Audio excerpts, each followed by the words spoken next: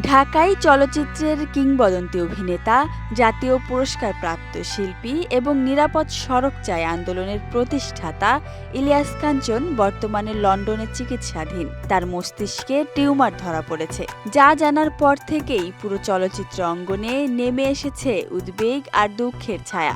সহশিল্পী থেকে শুরু করে সাধারণ দর্শক সবাই আজ প্রিয় নায়কের দ্রুত আরোগ্য কামনা করছেন।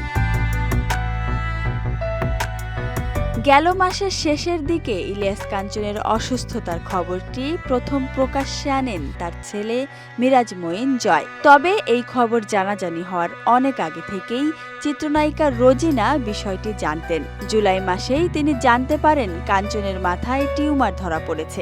রোজিনা তখন লন্ডনে ছিলেন, কিন্তু সেই সময় দেখা হয়নি তাদের। পরে তাকে কানাডা চলে যেতে হয়েছিল। সেখান থেকেই নিয়মিত যোগাযোগ রেখেছিলেন কাঞ্চনের পরিবারের সঙ্গে এবং খোঁজ নিয়েছেন তার চিকিৎসার অগ্রগতির।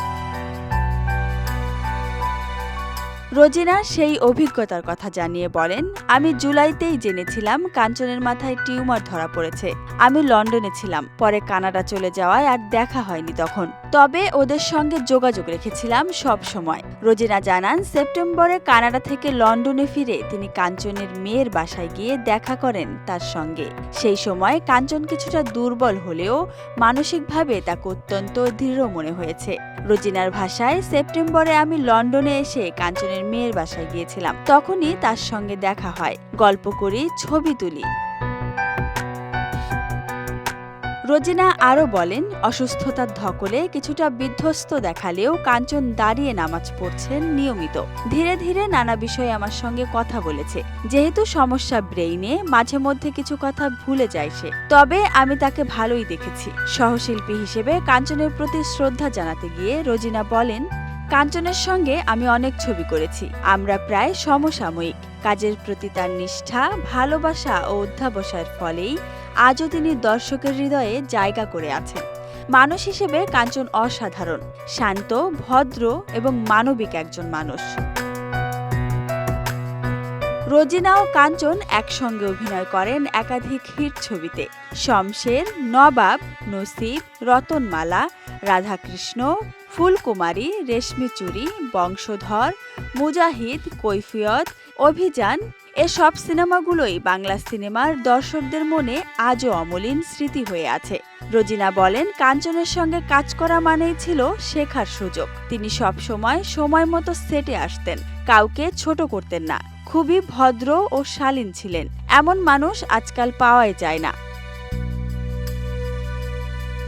ইলিয়াস কাঞ্চন বর্তমানে লন্ডনের বিখ্যাত হার্লি স্ট্রিট ক্লিনিকে অনকোলজিস্ট ডক্টর ভিয়ানার তত্ত্বাবধানে চিকিৎসাধীন রয়েছেন। গত আগস্টে তার মাথায় অস্ত্রোপচার হয়। বর্তমানে তিনি টার্গেট থেরাপি ও ওরাল কেমো নিচ্ছেন।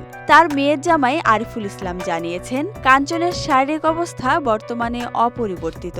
সপ্তাহে 5 দিন হাসপাতালে গিয়ে রেডিওথেরাপি দিতে হচ্ছে, যেটি টার্গেট থেরাপি নামে পরিচিত। কাঞ্চন বর্তমানে সাধারণভাবে কথা বলতে পারেন না। তবে একেবারে যে কথা বলেন না তা নয়। আরিফুল বলেন, যদি বলা হয় পানি দেব, তখন তিনি ছোট করে বলেন দাও। সার্জারির আগেই মূলত কথা বলা বন্ধ করে দিয়েছিলেন ইলিয়াস কাঞ্চন।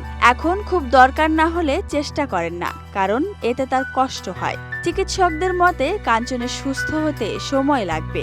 এখন তার ওরাল কেমো ও টার্গেট থেরাপি চলছে, যা নভেম্বরের মধ্য পর্যন্ত চলবে। চিকিৎসা শেষ হওয়ার প্রায় 1 মাস পর বোঝা যাবে তার প্রকৃত শারীরিক অবস্থা। আরিফুল স্মৃতিচারণ করে বলেন, আব্বু এপ্রিলে লন্ডনে এসেছিলেন। সেদিন এয়ারপোর্টে রিসিভ করতে গিয়ে দেখি তিনি খুব ক্লান্ত ছিলেন এবং দাঁড়াতেও পারছিলেন না।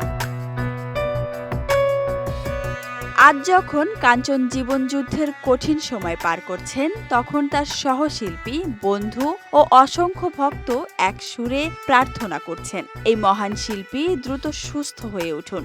যে মানুষ সারা জীবন অন্যের জীবনের নিরাপত্তার জন্য লড়েছেন, আজ তিনিই লড়ছেন নিজের জীবনের জন্য।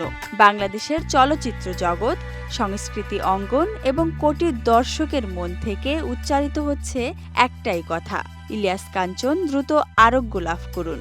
আবার ফিরুন পর্দায়, ফিরুন প্রিয় জীবনের আলোক মঞ্চে। Desk report, Dhaka express.